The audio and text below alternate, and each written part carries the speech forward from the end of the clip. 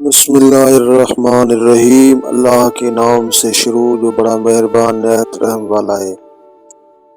ناظرین اکرام، ایک حیرت انگیز واقعہ جو دل کی آنکھوں سے دیکھیے اور سنیے۔ حضرت حسن بصری رحمۃ اللہ علیہ کا زمانہ ہے۔ آپ کے ایک شاگردہ جو باقاعدہ آپ کا درس سننے آتی تھی، نہایت عبادت گزار تھی، اس بیچاری کا جوانی میں خاون چل بسا۔ اس نے دل میں سوچا، ایک بیٹا ہے، اگر میں دوسرا نکاح کر لوں گی تو مجھے دوسرا خاون تو مل جائے گا، لیکن میرے بچے کی زندگی برباد ہو جائے گی۔ اب وہ بچہ جوان ہونے کے قریب ہے، یہی میرا سہارا سہی۔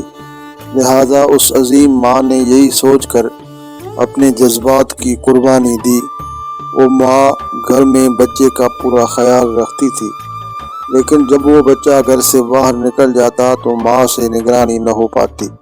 اب اس بچے کے پاس مال کی کمی نہ تھی، اٹھتی ہوئی جوانی بھی تھی۔ یہ جوانی دیوانی مستانی ہو جاتی ہے، چنانچہ وہ بچہ بری صحبت میں گرفتار ہو گیا، شباب اور شراب کے کاموں میں مصروف ہو گیا۔ ماں برابر سمجھاتی لیکن بچے پر کچھ اثر نہ ہوتا، چکنا گڑا بن گیا۔ وہ اس کو حضرت حسن بصری رحمۃ اللہ علیہ کے پاس لے کر آتی۔ حضرت بھی اس کو کئی گھنٹے سمجھاتے، لیکن اس بچے کا نیکی کی طرف رجحان ہی نہیں تھا۔ حضرت کے دل میں یہ بات آئی کہ شاید اس کا دل پتھر بن گیا ہے، مہر لگ گئی ہے۔ بہرحال ماں تو ماں ہوتی ہے۔ ماں اسے پیار سے سمجھاتی رہی، میرے بیٹے نیک بن جاؤ، تمہاری زندگی اچھی ہو جائے گی۔ کئی سال برے کاموں میں لگ کر اس نے اپنی دولت کے ساتھ اپنی صحت بھی تباہ کر لی اور اس کے جسم میں لا علاج بیماریاں پیدا ہو گئی۔ معاملہ یہاں تک آ پہنچا کہ اٹھنے کی بھی سخت نہ رہی اور بستر پر پڑ گیا۔ اب اس کو آخرت کا سفر سامنے نظر آنے لگا۔ ماں نے پھر سمجھایا، بیٹا تو نے اپنی زندگی تو خراب کر لی، اب آخرت بنا لے اور توبہ کر لے، اللہ بڑا غفور رحیم ہے، وہ تمہارے تمام گناہوں کو معاف کر دے گا۔ جب ماں نے سمجھایا، اس کی دل پر کچھ اثر ہوا، کہنے لگا، ماں میں کیسے توبہ کروں، میں نے بہت بڑے بڑے گناہ کیے ہیں۔ ماں نے کہا، بیٹا حضرت سے پوچھ لیتے ہیں۔ بیٹے نے کہا، ماں اگر میں فوت ہو جاؤں تو میرا جنازہ حضرت حسن بصری رحمۃ اللہ علیہ پڑھائیں۔ ماں حضرت کے پاس گئی۔ حضرت کھانے سے فارغ ہوئے تھے اور تھکے ہوئے تھے اور درس بھی دینا تھا، اس لیے قیلولے کے لیے لیٹنا چاہتے تھے۔ ماں نے دروازہ کھٹکھٹایا، پوچھا، کون؟ عرض کیا، حضرت میں آپ کی شاگردہ ہوں، میرا بچہ اب آخری حالت میں ہے، وہ توبہ کرنا چاہتا ہے، لہذا آپ گھر تشریف لے چلیں۔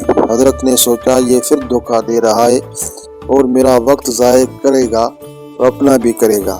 سالوں گزر گئے، اب تک کوئی بات اثر نہ کر سکی، اب کیا کرے گی؟ کہنے لگے، میں اپنا وقت ضائع کیوں کروں، میں نہیں آتا۔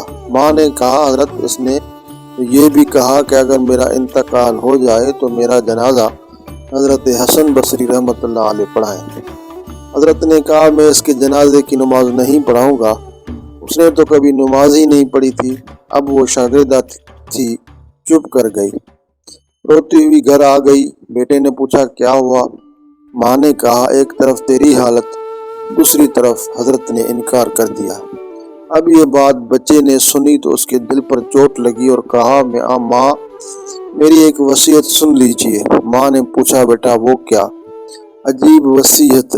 کہا، امی میری وصیت یہ ہے کہ جب میری جان نکل جائے تو سب سے پہلے اپنا دوپٹہ میرے گلے میں ڈالنا، میری لاش کو کتے کی طرح سین میں گھسیٹنا، جس طرح مرے ہوئے کتے کی لاش گھسیٹی جاتی ہے۔ ماں نے پوچھا، بیٹا وہ کیوں؟ کہا، امی اس لیے کہ دنیا والوں کو پتہ چل جائے کہ جو اپنے رب کا نافرمان اور ماں باپ کا نافرمان ہوتا ہے اس کا انجام یہ ہوا کرتا ہے۔ میری پیاری ماں، مجھے قبرستان میں دفن نہ کرنا۔ ماں نے کہا، وہ کیوں؟ کہا، مجھے اسی صحن میں دفن کر دینا، ایسا نہ ہو کہ میری گناہوں کی وجہ سے قبرستان کے مردوں کو تکلیف پہنچے۔ اس وقت نوجوان نے ٹوٹے دل سے عاجزی کی یہ بات کہی تو پروردگار کو اس کی یہ بات اچھی لگی، روح قبض ہو گئی۔